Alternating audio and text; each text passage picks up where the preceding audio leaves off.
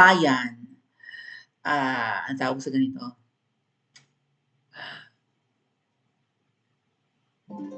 kumbaga, ini-express na ni Spokes Harry Roque verbally ang kanyang hindi pagsuporta kay Mangalicious. Sabi ko nga po, kung ako lang ang yumayaw-yaw ng no to Amy, no to Amy, tapos dito nyo makikita mga kababayan kung sino ang totoong well, siguro, hindi naman magaling eh, no? Ayoko mag-brag kasi na naiintindihan ko ang mechanics ng politics. I'm not, no? I'm not a politician nor a political scientist or what. Pero nabubuking nyo po kasi kung sino yung mas solid sa laban na ito. Ang unang reason ko kung bakit ayaw ko kay Amy, binabakla mo yung kapalpakan ng kapatid mo. Okay, puna-puna ka, pero hanggang ganun lang. Malamya pa rin yung atake mo. And ma-share ko lang sa inyo mga kababayan bago natin puntahan yung pakinggan yung sinabi ni Spokes Harry Roque kung bakit hindi niya susuportahan si Amy. May usapan, may nalaman ako na merong usapan was it last year? I think so. May usapan last year, if not in 2023, maybe last year. I think last year, bago mag-SONA si Ngiwi M, or after SONA, maalin man. Di ba nagsusona si Ngiwi mga July na yan eh. So, last year, may usapan na si Amy ay magsasalita at ibubulgar niya na ang kanyang kapatid ay gumagamit ng bebe powder. So, I have a feeling na bago ito lumabas yung Pulveron video, nag-usap na ang lahat. May GC yan sina Amy, sina Daryl Yap, sina VP Sara, kung sino-sino pang malalaking tao. May group chat sila, tayo nga ng mga simpleng tao, may group chat eh. Sila pa kaya. So may group chat sila at nag-usap-usap na si Amy ay lalabas. And magsasalita at aaminin niya na yung kanyang kapatid ay gumagamit ng ipinagbabawal na gamot. Maybe, to my mind, mga kababayan, ay para hindi ilabas ang Pulveron video, umamin ka. Parang ganun. May ganun sigurong pag-uusap. Basta nagkasundo ang lahat na si Amy ay magpapapress con. At ang pinili raw ni Amy na platform or kung saan siya magsasalita ay sa 24 oras ng GMA. Ang dami nating nag-abang nun. Was it last year? I think so. Mga June yun eh, kung hindi man May last year. Nag-abang ang lahat, di ba, na mag-start yung news program ng GMA7. Ang daming nag-abang. Pero nung oras na nung news program na 24 oras ng GMA7, hindi nagpa-interview si Amy. Binudol niya ang mga kausap niya sa GC na yun. Maraming nakakaalam. And I guess, alam din yon ni Miss Maharlika. Kaya gigil na si Miss Maharlika noon. Isa siya sa mga unang nanggigil kay Amy. Kasi dati, ang tingin ko kay Amy, binabatikos naman niya yung kapatid niya, okay naman si Amy, di ba ganun ako ng ganun dati. Ngayon, buking na ang lola niyo. May mga na-meet rin po akong mga tao, both dyan sa Pilipinas and abroad, na kilala si Amy. And ang sabi nila, masama ang ugali ng babaeng yan. May isa pa akong nabasa mga kababayan. Amy, gaano ito katotoo? Nabasa ko lang naman. Of all the Marcoses daw, ikaw yung gumugurgur. Or nagpapagurgur. Totoo ba to, Amy? Of all the Marcoses, ikaw ang nagpapagurgur.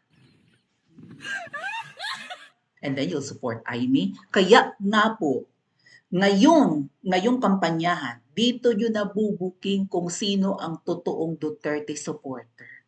Dahil kung solid kang Duterte supporter, hindi mo i-endorse si Amy. Kapatid niya, ang linaw-linaw kapatid niya ang nagpakidnap kay PRRD, tapos iboboto niyo yan.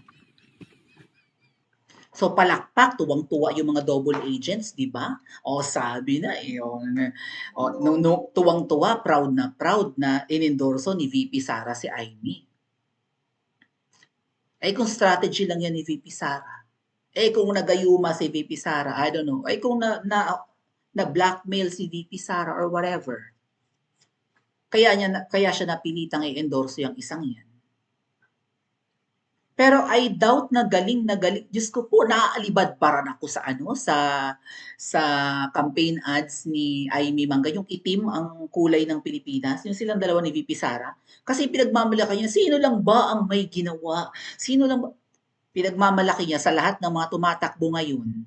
Siya lang ang may ginawa para, 'di ba? Para batikusin ang mga taong nagpakidnap kay PRRD.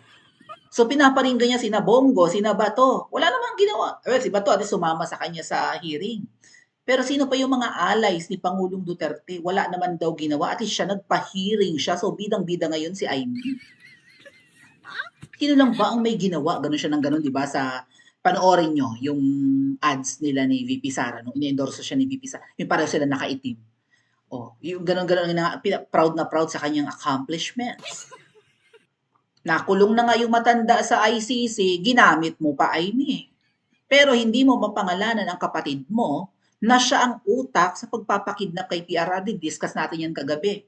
Ano ang palusot ni Ngiwi? Ay, ni-request kasi ng Interpol, eh, kailangan namin pagbigyan ng Interpol. Gusto ng Interpol bitbitin si Duterte papuntang ICC. Yung pala ang gobyerno ni Ngiwi, ang kanyang administrasyon ang nag-request sa ICC na bitbitin si Tatay Digong gamit ang Interpol. Okay, booking na booking ni SAS. So, siguro nakakarating ito kina spokes, mga kababayan, kay former spokes Harry Roque.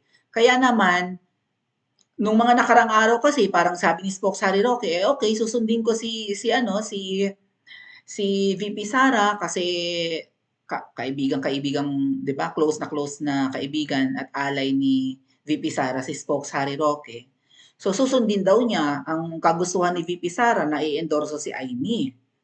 Yun ang mga sinasabi ni Spokes ng mga nakaraang araw. Eh ngayon, nagpa-interview, parang X na si Amy.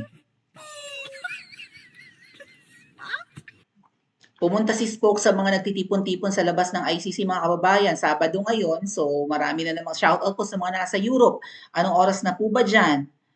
Siguro mga mag-alas 10, alas 11 na ng umaga. Maybe. Hello po sa mga nasa Europe.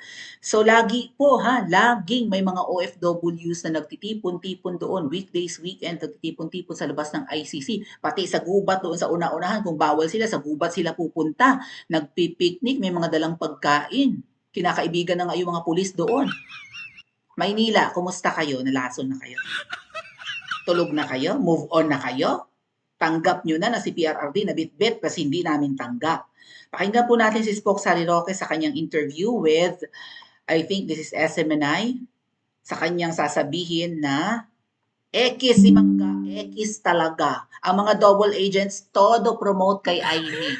Mamaya ipapaliwanag ko sa next discussion kung bakit makakasira kay Kong Marcoleta si Amy Mangga. Let's listen muna. Alam ko na malapit kayong magkaibigan ni Vice President Sara Duterte. Kunin lang namin yung opinion mo, Atty. Tungkol sa pag-endorse ni Vice President Sara kay Senator Amy Marcos sa Senado. Alam mo, dumarating yung punto na kinakailangan mo nilang pagkatiwalaan mo yung mga pinaniniwalaan mo talaga eh. Ako, hindi ako sang-ayon, pero susunod ako dahil tingin ko may dahilan naman si VP kung bakit niya inendorso. Siguro yan ay may kinalaman sa impeachment. Siguro may pangangailangan na i-expand pa niya ang base niya. Whatever the reason is, susuporta ako kay VP, hindi kay Mangga. Toink! Suporta kay VP, hindi kay Mangga. Eh may isa pang ini-endorso si VP, si Camille, right? So siguro, baka si Camille ang suportahan ni Spokes Harry Roque, not Mangga. She was not called Mangga for nothing. Bakit Mangga? Manggagamit. Huwag niyong kalilimutan, sila yung sobra ang pagluhod-luhod noon kay VP Sara para lang maging running mate ni Bongbong Marcos. Nga pala, bumabalik yung bangungot ni Bongbong Marcos ngayon ha. Siguro sa susunod nating live, may nagbabalik na bangungot at baho ni Bongbong Marcos. Nagtitrend na naman, may trending na naman. So kayo mga kababayan, grabe nila sambahin ang mga Duterte, no? Di ba? Mag-aalamano, may paghalik-halik pa sa, may pagluhod pa. Kung nakita niyo yung picture noon ng mga Marcos, nung nanliligaw sila kay VP Sara para maging running mate ni Niwi na yan. Grabe ang pagsamba. Ipinalibing ang tatay nila sa libingan ng mga bayani. At ano ang ginawa ng pamilya nila? Ipinakulong ang tatay ni VP Sara sa dahig. Iboboto nyo pa ba si Amy Mangga? Baka mamaya may malaglag sa Duterte dahil iboboto nyo sa Amy Mangga. Posible yan. Pa-comment po sa comment section at mag-like and subscribe din po kayo.